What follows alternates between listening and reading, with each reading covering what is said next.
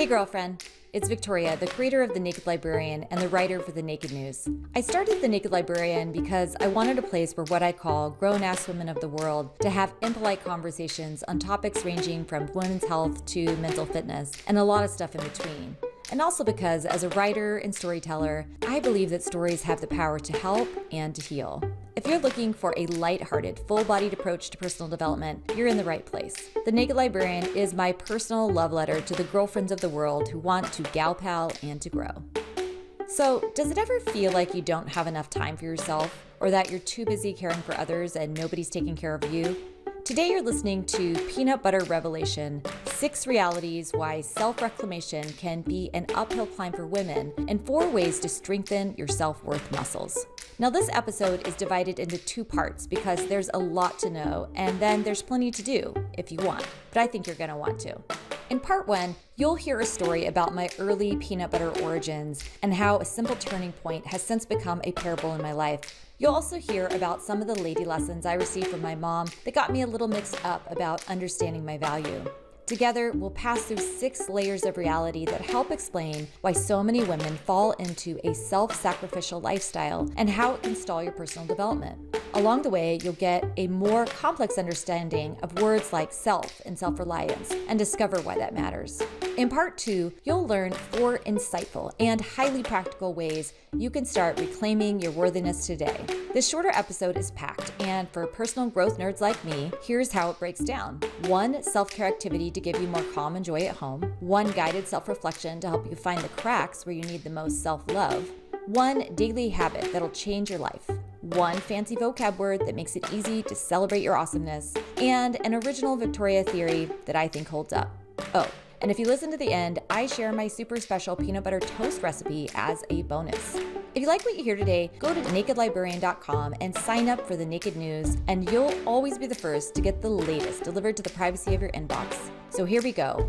Peanut Butter Revelation. 6 realities why self-reclamation can be an uphill climb for women, and 4 ways to strengthen your self-worth muscles.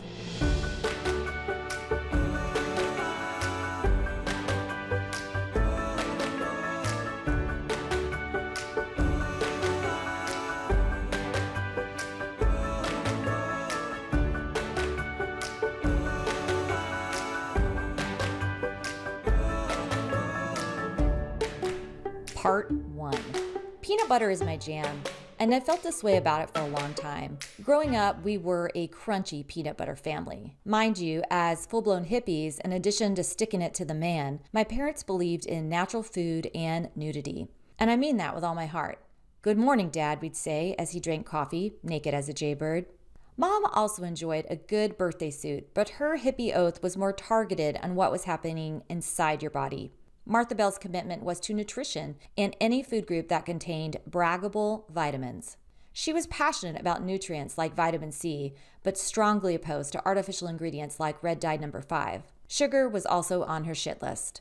In addition to giving our skin a healthy orange glow with regular doses of carrot juice or lining us up and knocking us down with a tablespoon of cod liver oil daily, Mom was one of the early adopters of the peanut butter machine at the health food store, a brilliant invention which pulverized the peanuts without totally removing that crunchy, all-natural texture.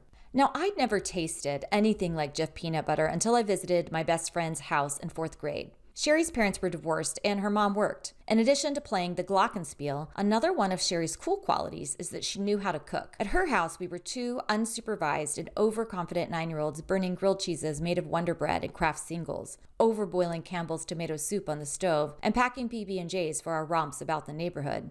If her mom was ever home, I don't remember. I have this feeling her teenage sister was supposed to be babysitting us, but she also was never home. I know this because we had a habit of sneaking in her room undetected and gawking at her Bon Jovi posters.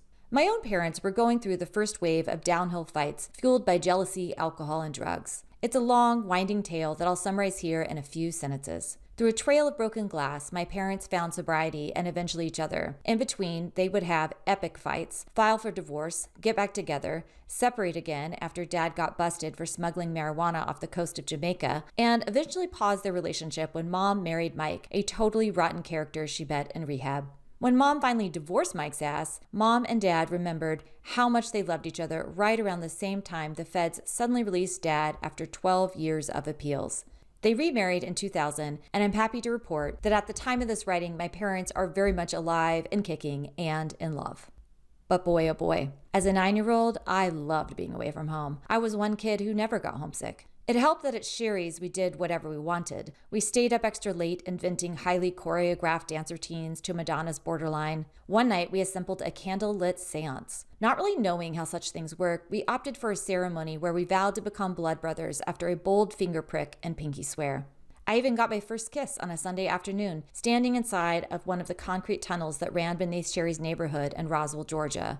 By then, I was a 5th grader who'd heard of French kissing, so I closed my eyes and opened my mouth. The neighbor kid Zach went on to perform something like an around-the-world mouth swab with his tongue. Afterwards, we both sighed, somehow understanding that we'd passed through a major adolescent milestone to discover that it was more bark than bite. But no matter how much time I spent with Sherry or how many PB&Js we ate while roaming wild and free, I still preferred my crunchy peanut butter origins, which is something of a marvel because for decades I would on principle and in some uninformed attempt at self-differentiation reject most things my parents liked or believed in. Food was my big exception. Give me the coordinates to your local farmer's market, a tall glass of refreshing organic carrot juice, and damn it, give me a vat of healthy, crunchy peanut butter. So here's something nuts. After everything I've told you about my crunchy peanut butter devotion, for the first 15 years of motherhood, I exclusively bought creamy peanut butter. I know, let me explain. My oldest son had a texture thing and it started early. If he ate one wheat berry and a slice of bread, a strained strawberry and yogurt, a steel-cut oat, and you guessed it, a crunch of peanut and peanut butter, he would gag. And it wasn't just the biteful he would spit out, the entire contents of the meal would come up too. When the other 2 boys came along, I'd already stopped thinking about it. We were a creamy peanut butter family, and that was that. And this went on for years. My peanut butter preference lost to myself as just one of many sacrifices that felt both necessary and virtuous. After all, I'm easy. Then one day, I was standing in a grocery aisle, not thinking much about selfhood or identity. Instead, I was laser focused on searching the racks for a peanut butter brand that fit my criteria. On sale, creamy, and sugar-free. Suddenly, my eyes landed on a jar of Adam's peanut butter, and through the glass, I could see the layer of chopped peanuts floating atop the peanut butter magic. A little spit formed at the back of my molars, and a tiny flame pulsed inside my heart. And then, without thinking, I did something absolutely selfish. I reached for that brilliant jar of crunchy peanut butter like a fucking lifeline and jammed it in my shopping cart. Because I am also Captain Responsible, I reached back a second time and grabbed a creamy peanut butter for the kids. I wheeled out of that market in a daze of astonishment, trying to understand how I'd missed this quiet truth all these years. 2 peanut butters, one just for me, had always been an option. I just couldn't see it. Can peanut butter really teach you something about yourself? I think so. Look. Maybe your thing isn't peanut butter, but I'm willing to bet that somewhere along the way to here, you left a piece of yourself behind without noticing. Now maybe you don't need that old cast-off. Maybe that part of you was like an old sweater you'd borrowed from a friend that never really fit right anyway. Leaving it at your ex-boyfriend's and forgetting all about it was one of the nicest things you've ever done for yourself. But maybe, just maybe, that stranded part of yourself was something you gave away without ever really calculating the personal cost. And now it's back like the ghost of Christmas past and knocking on your door because, sister, there's something important you need to remember about yourself. Dramatic? Maybe.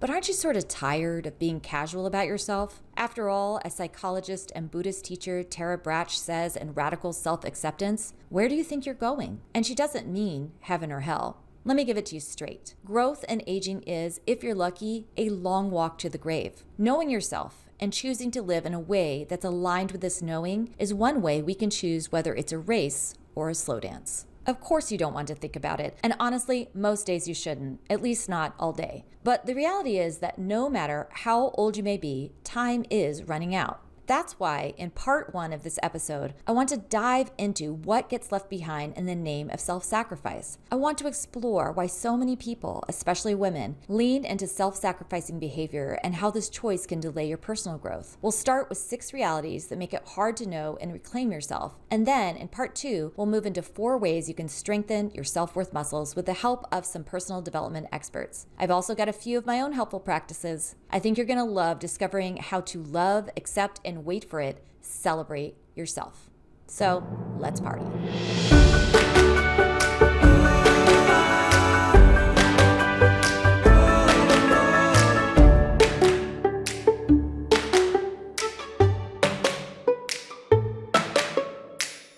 Reality number 1 is called, "Hi, I'm Victoria, and I'm easy."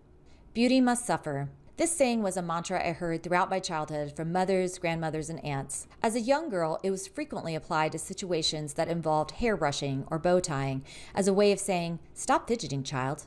As a teen, the saying began to shift to a more humorous application for occasions like squeezing into your too tight jeans or displaying self-control when the foul chemicals from your perm activated your primary itch centers. Language is funny that way. While beauty must suffer had once meant sit still or I'm going to get my hickory switch, it now was a whispered lady secret that teased, "Go on and hurt yourself, dear," and "Welcome to womanhood." Now, I grew up in a very special part of the United States. The American South is famous for teaching women to embody the 3 Ps: pretty, polite, and pleasing. And although my mom had joined the hippie rebellion, she was not exactly a bra burner. Like her mother and grandmother before her, Martha Bell's self-belief was hogtied to her femininity. My mom was especially passionate about looking and smelling clean. Special attention was given to crisp, ironed clothes, combed hair, and feminine hygiene. "If you don't wash your poopy, it'll smell," she told me and my sisters, "and you don't want people to think you're strange." As a very creative and articulate woman who coined the word poopy for our girl parts and ding-a-ling for my brother's boy parts, Mom gave me many idiosyncratic lessons such as this. But splashing some fresh, clean water down there was considered a priority bathing protocol. If smiling and making everyone's life more wonderful was a woman's meal ticket, in my mother's universe, a stinky vagina was surely a pink slip.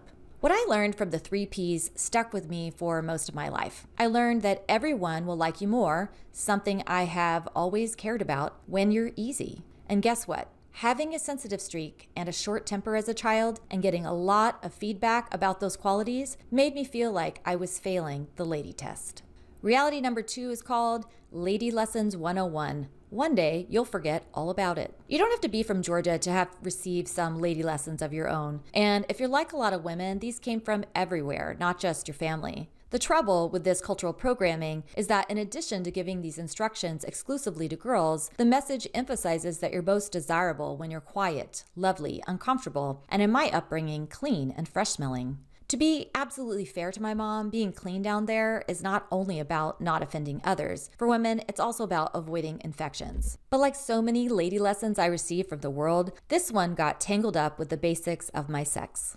For a lot of us, the intent behind self-sacrifice is the place to shine the spotlight, because it's there you'll see the gentle suppression of your humanity, with expendable traits like curiosity, movement, preference, even sweat, tossed aside in favor of shaping, grooming, pleasing, and coy behaviors performed for the benefit of others. My beloved high school English teacher, one of my lady role models, used to say in her beautiful Scarlett O'Hara accent, "Honey, I don't sweat, I perspire." It's worth noting that a lot of this acculturation happens when you're so young that you forget it happened at all.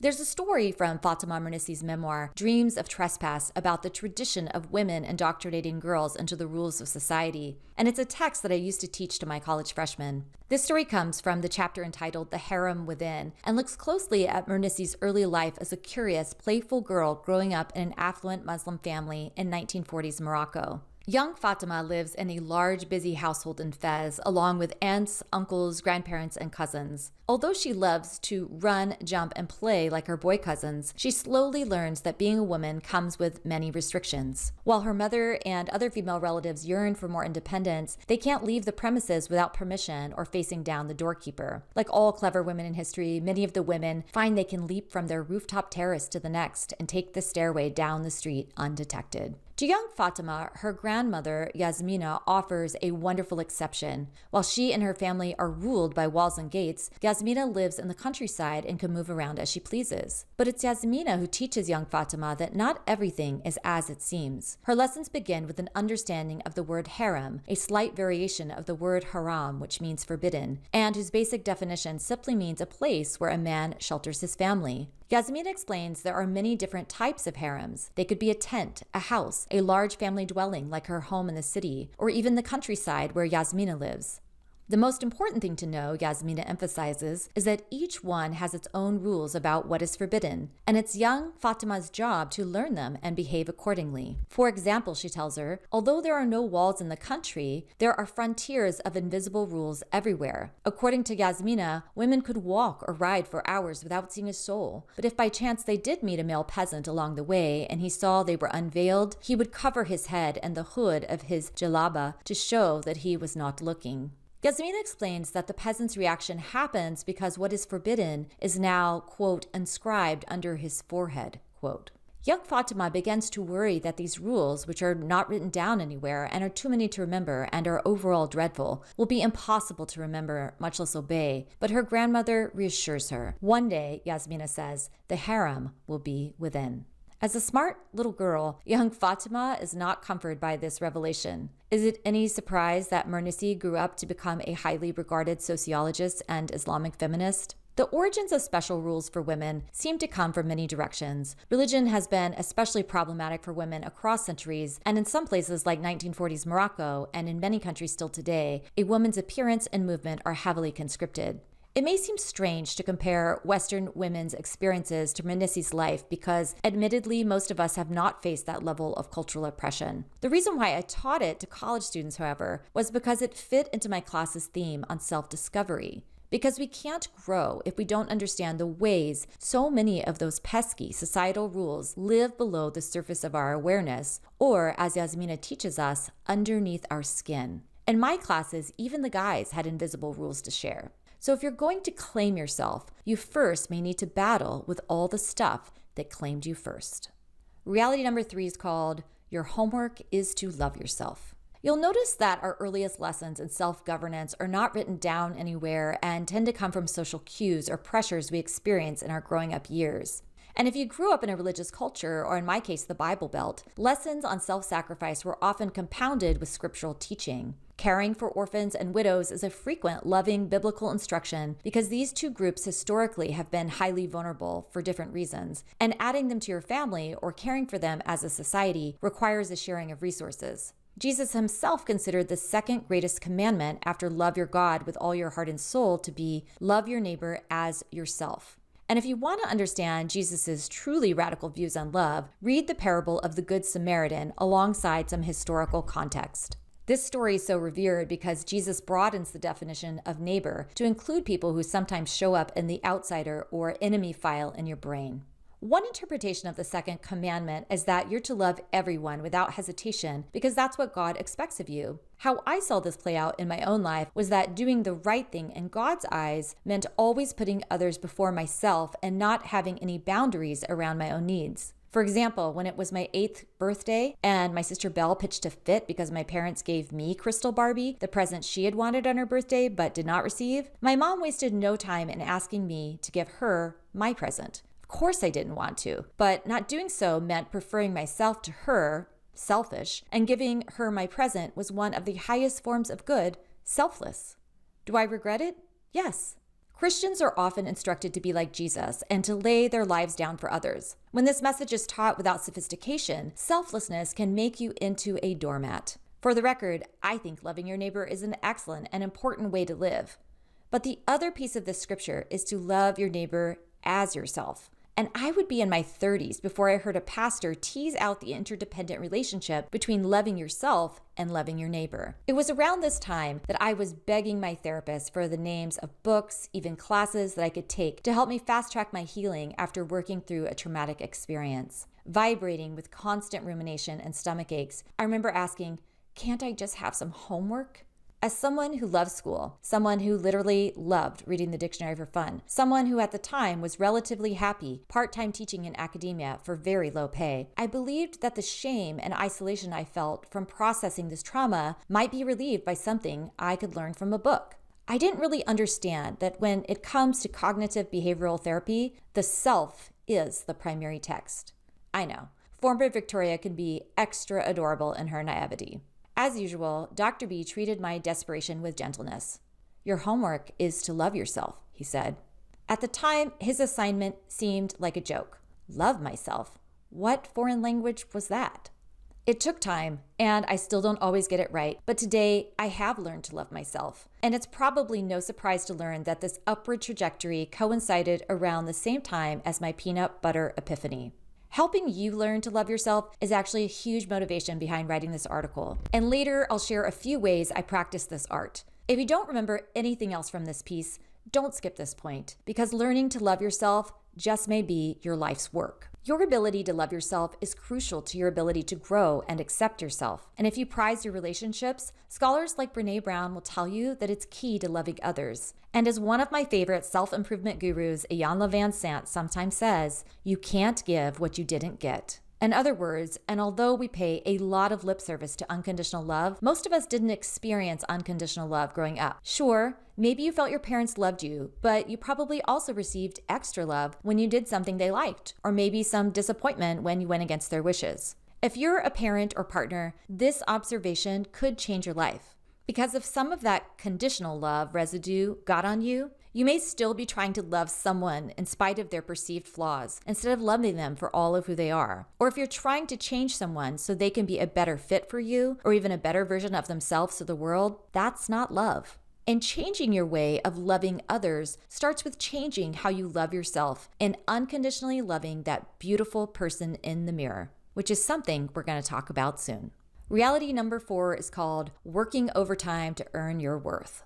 So whether or not you grew up with a faith tradition, if you're American, I probably don't need to remind you that this country was founded by a lot of religious people, which if you think about it means you sort of did grow up with a religious influence. And given that American women didn't get the vote until 1920, and Black women couldn't vote in many states due to poll taxes and literacy tests for decades afterwards, our cultural legacy as fully empowered women is historically brief. Our delayed start may help explain why today there are still vast differences in the social perceptions around how women ought to live their lives. We simply haven't had thousands of years of human rights to back up the belief that we belong here. And so for many women, we spend a lot of time proving, earning, and defending our choice to build a badass career without being perceived as a bitch, or for not loving our kids, or our choice to stay home with our kids without being perceived as less important to society or fully valued in our own homes, or our choice to not have children without being perceived as less of a woman or not very nurturing, or our choice to sleep with whoever we want whenever we want without the double standard judgments for loose morals, etc. And those are just our choices. Facts of our existence are equally controversial. Don't forget about your period, even though a lot of men and very polite women would like you to do just that. I know guys have it hard too. I have 3 sons, 1 stepson, and a rock star husband. I've seen firsthand how cultural expectations of manhood can limit a boy or a man's personal development. There's a reason why boys don't cry was a frequent invisible rule my male college students pointed out when we read Mernissi. Self-sacrifice is of course not limited to women, but because many women are acculturated to believe their worth is associated with self-sacrifice, we need a reality check that's all our own.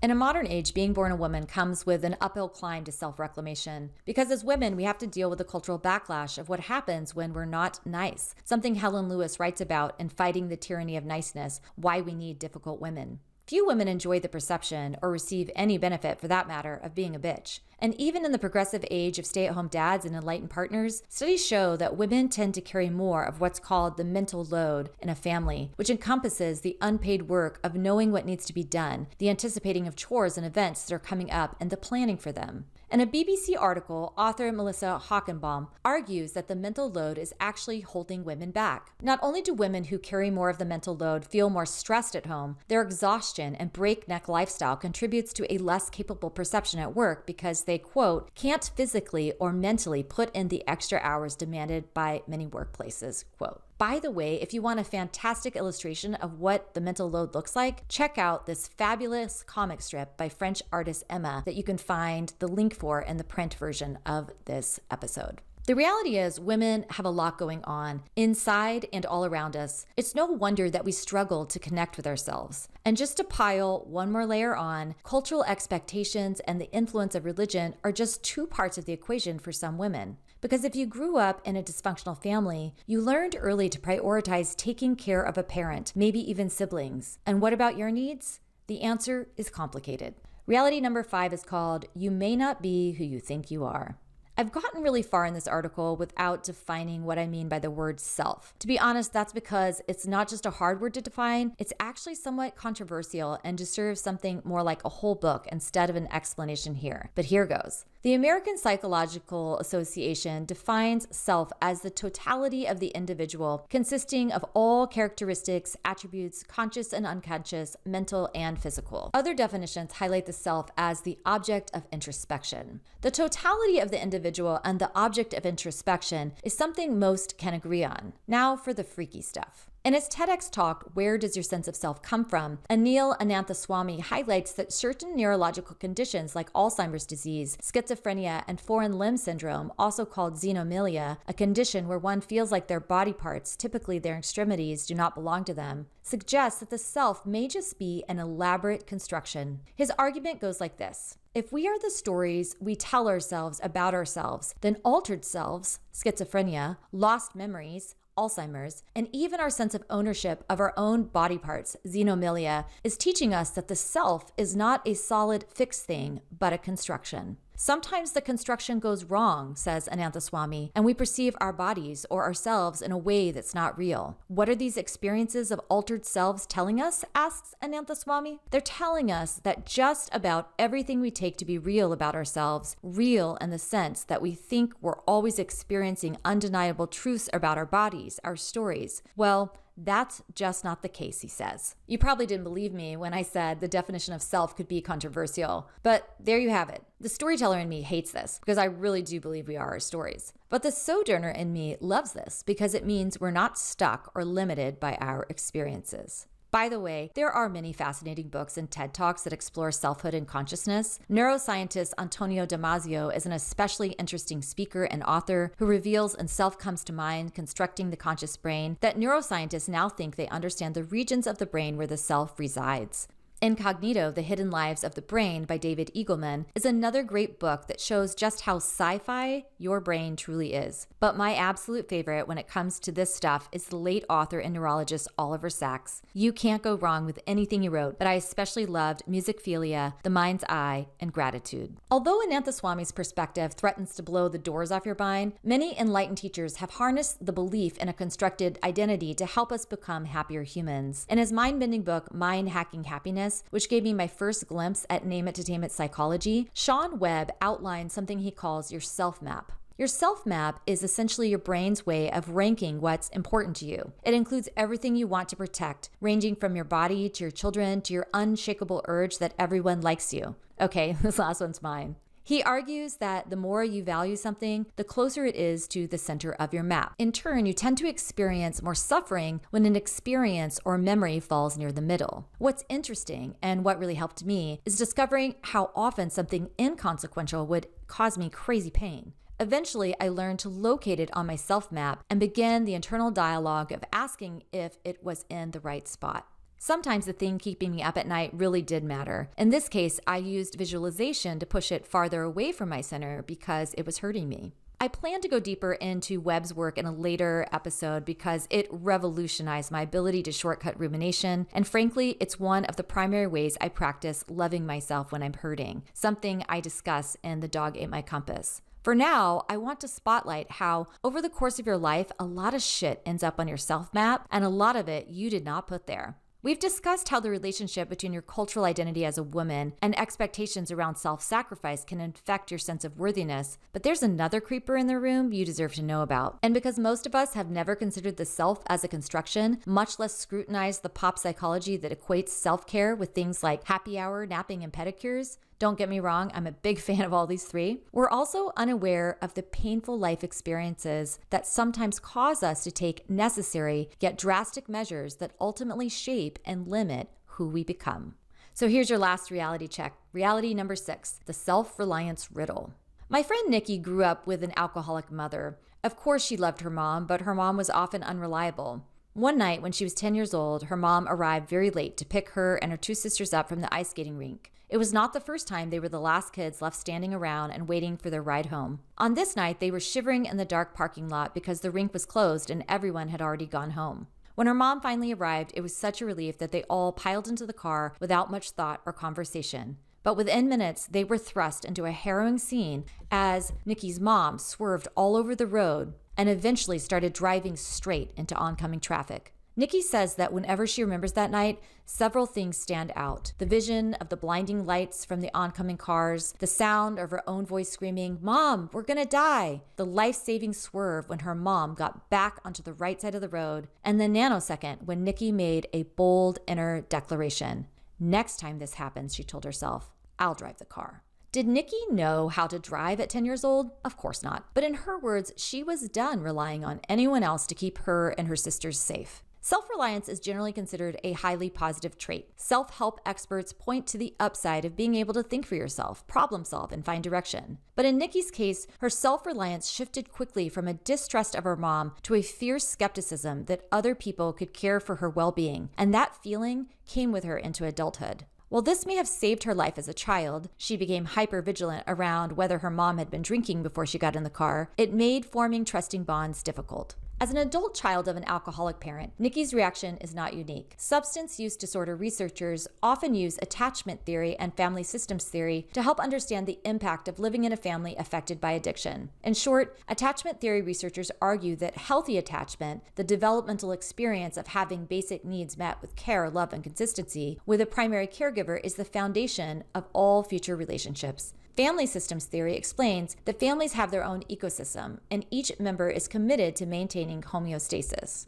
For families dealing with addiction, normalcy may look like the child caring for the parent or keeping the parent's substance abuse secret. Notice that Nikki didn't think, the next time this happens, I'm calling the police. Every person who grows up dealing with a dysfunctional family member is shaped differently, but researchers have found some trends. One side effect that many children who grow up with an untreated mentally ill or an addicted parent share is what psychologists call destructive parentification. Parentification happens when roles get reversed at home and an actual child becomes the caregiver for a parent or sibling. This troubling backdrop can have lasting effects, according to Cindy Lamoth, who wrote an article for The Atlantic entitled on this subject. One of the adult landmarks of parentification is compulsive caretaking and a lingering feeling that you do not feel seen. Gregory Yurkovic, author of Lost Childhoods, The Plight of the Parentified Child, explains that these early experiences cause children to distrust their interpersonal world. Nikki says she's spent a lot of time in therapy learning to dismantle the old belief system. Ultimately, she had to face the fact that her operational system had been built by a child who was driven to keep herself and her siblings safe.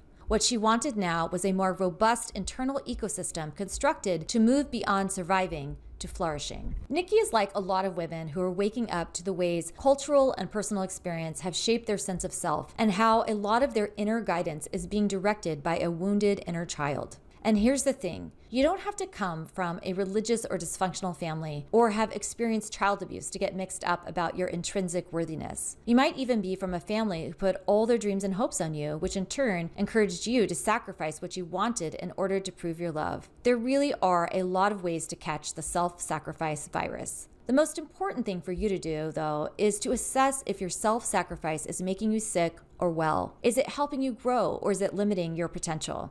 I believe it's time to decide that you matter just as much as everybody else.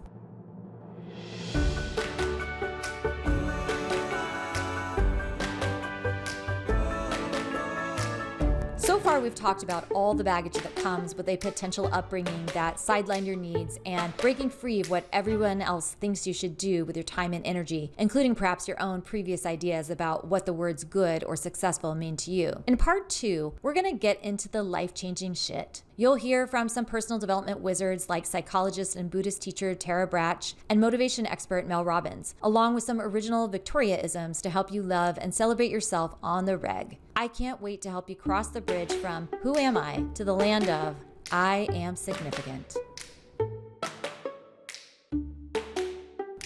One more thing. I hope you enjoyed this production of The Naked News. Everything created here is for educational entertainment purposes and should not take the place of talking with a medical or mental health professional. I am a big believer in therapy, and if you've been thinking about finding a great therapist, let me be the first to say, go for it. And remember to visit us at nakedlibrarian.com/nakedlibrary to learn more from any of the awesome authors you heard from today. If you do order something from one of our links, please know that I get a few bucks back. Any money received will go towards spa pedicures and my fancy get-rich-slow scheme.